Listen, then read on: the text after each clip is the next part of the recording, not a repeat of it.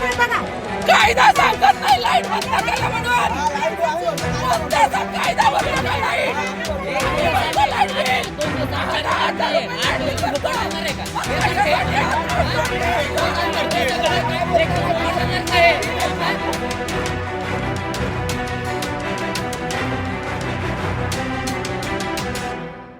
ताई काय सांगाल, आज जे काय प्रकार घडतोय, आज मागील काही दिवसापासून कळंबोळी वसाहतीत लाईट जाते, वारंवार वीज खंडित होते आहे, लोकांना त्रास होतोय. तुम्ही आज इथे आल्यानंतर तुम्हाला काय पाहायला मिळालं? मी आज नाही, आज कित्येक दिवस झाले यांच्याकडे येतो. इथं कोण अधिकारी नाही, फक्त एकच माणूस असतो इथे. अख्खा मला वाटतं तोच हँडल करतो. तो फोन पण घेतो, तो रजिस्टरवर पण लिहितो.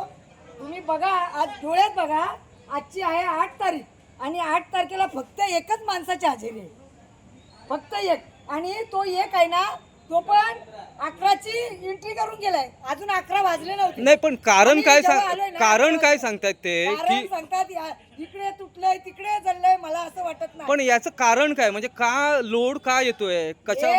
हे असं करतात. आता इथे अनधिकृत टपरे आहेत, त्यांना लाईट देतात.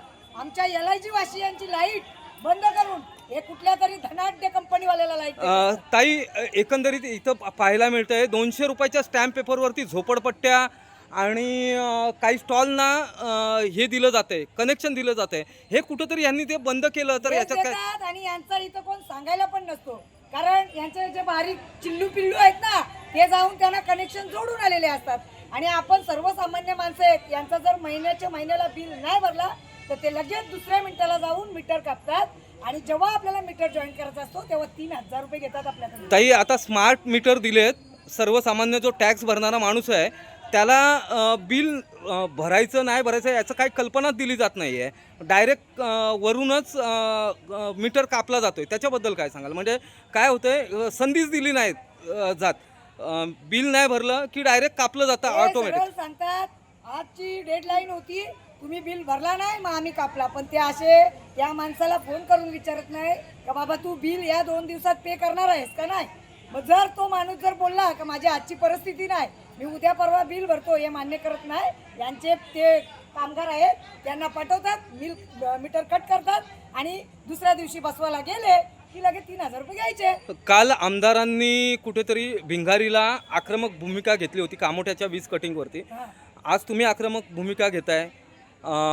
जर अशीच परिस्थिती राहिली तर यापुढची तुमची भूमिका काय राहील? बघा, आक्रमक भूमिका म्हणजे मी इथं कुठल्याही प्रकारचा दिखावा करण्यासाठी आलेली नाही. मी होते मुंबईला, मला आता कित्येक तरी जणांनी, माझे मतदार आहेत, त्यांनी मला फोन करून सांगितलं ताई लाईट नाही आहे, इथे कोणी नाही आहे ना, ऑफिसमध्ये ना बाहेर. त्यांनी बंदोबस्त ठेवला आहे पोलिसांचा.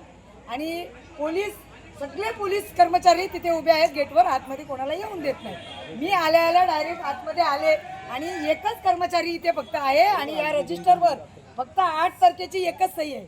मग यांच्याकडे मनुष्यबळ कमी पडतोय का? जर मनुष्यबळ कमी पडत असेल तर यांनी तो मनुष्यबळ वाढवला पाहिजे. प्रत्येकाचा फोन उचलून त्याला काहीतरी निर्णायक उत्तर दिलं पाहिजे.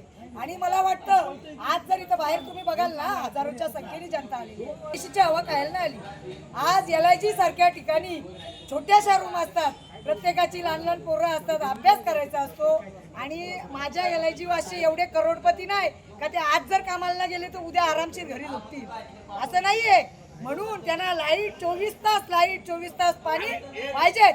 नसेल तर याच्या पुढची भूमिका मी माझ्या हातात घेईन. माझ्यावर कसली पण कंप्लेंट करा, मला जे सांगाल, जी दंड द्यायचा तो द्या, माझी तयारी आहे. माझ्या सर्व नगरसेवकांच्या वतीने तुम्हाला सांगणं आहे का आज जर यांचा लाईटचा काय प्रॉब्लेम सॉल्व्ह नाही झाला तर मी उद्या माझ्या माता भगिनींना, सर्वच नागरिक सगळ्यांना घेऊन येईन. मला जे मनात वाटतं ना ती कारवाई मी इथं नक्कीच करणार.